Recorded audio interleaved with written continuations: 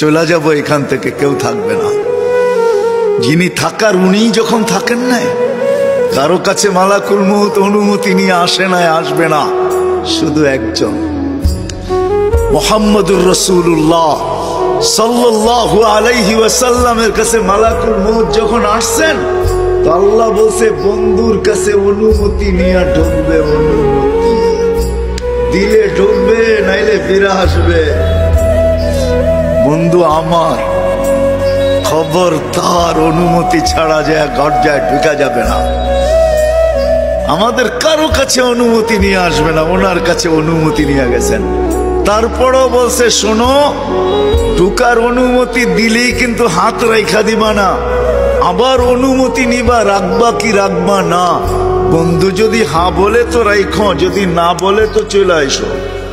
না বন্ধু আমার, কার বন্ধু? হ্যাঁ, কার বন্ধু? হাবিবুল্লাহ।